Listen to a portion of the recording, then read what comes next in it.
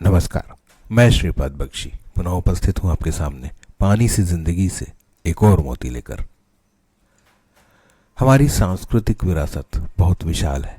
हमारे धार्मिक एवं आध्यात्मिक ग्रंथ इतने विस्तृत और गहरे हैं कि जब हम उनका अध्ययन करते हैं, उनकी चेष्टा करते हैं, तब एक सर्वसाधारण यह समझ जाता है कि इतना ज्ञान किसी एक जीवन काल में प्राप्त करने जैसा नहीं है। परंतु जब थोड़ा बहुत भी प्रयास हम करते हैं, तब किसी एक श्लोक या किसी एक संत की कही कोई एक बात हमें आज भी बहुत प्रासंगिक लगती है।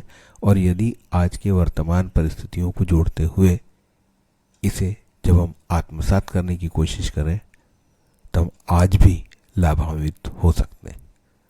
आज ऐसे ही एक संस्कृत के श्लोक और एक कबीरदास जी के दोहे को आज की परिस्थितियों से जोड़कर देखते हैं कि क्या वे आज भी हमें मार्ग दिखाते हैं।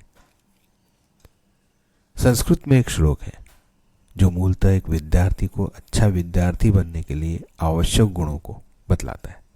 श्लोक है, काक चेष्टा बको ध्यानम श्वान निंद्रा तथैव च अल्पहारी गृह त्यागी विद्यार्थी पंचलक्षण। इसके अनुसार विद्यार्थी में 5 गुण होने चाहिए, या यूं कहें कि उन्होंने अपनाने चाहिए। पहला है काक चेष्टा, मतलब कौवे जैसा मेहनत करने वाला और चतुर।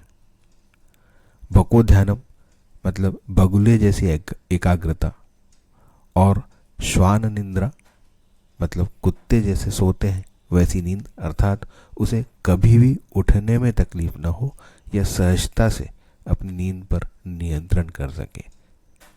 इन 3 के अलावा और 2 गुण भी आवश्यक हैं कि एक तो उसने कम खाना खाना चाहिए, और दूसरा उस समय के संदर्भ में ज़्यादा सटीक है जब विद्यार्जन के लिए गुरु के पास जाना होता था, मतलब घर छोड़ना पड़ता था। कुछ हद तक या आज भी अच्छी शिक्षा के लिए घर छोड़ना प्रासंगिक है, परंतु आज यदि गृह त्याग में से गृह हटा भी दे तो भी बहुत से दूसरे त्याग करने का साहस एक अच्छे विद्यार्थी में आवश्यक है, जैसे टीवी, मोबाइल, इंटरनेट, आईपीएल जैसे अनेक समय को खराब करने वाली बातें हैं जो एक विद्यार्थी द्वारा त्यागी जानी चाहिए। अब आगे बढ़ते हुए हम कबीर जी के एक दोहे पर चलते हैं, जिसमें वह कहते हैं, चिंता ऐसी डाकिन काट कलेजा खाए, वैद्य बेचारा क्या करे, कब तक दवा खिलाए।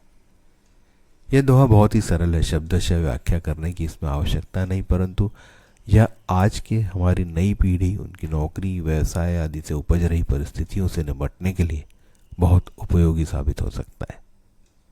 आज के इस प्रगतिशील और गलाकाट स्पर्धा के युग में चिंता बहुत सी परेशानियों का कारण बन रही है।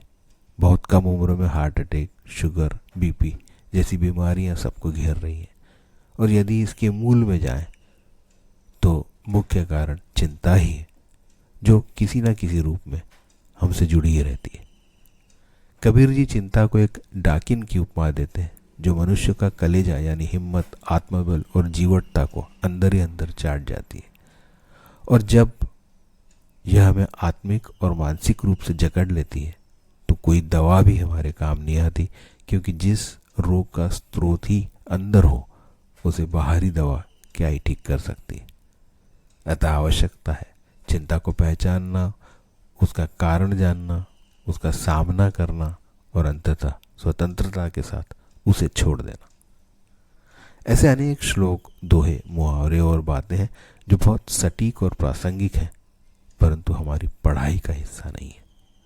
हमारे आध्यात्मिक और धार्मिक ग्रंथों को यदि परिवार में ही बच्चों को पढ़ाया जाए तो थोड़ा मोबाइल और टीवी से अलग होने के साथ साथ वे कई अच्छी बातें अपने जीवन में ला पाएंगे, इसमें कोई संदेह नहीं। परंतु इसका आरंभ कोई और करे, यह अपेक्षा रखना ठीक नहीं होगा। जय हो, नमस्कार।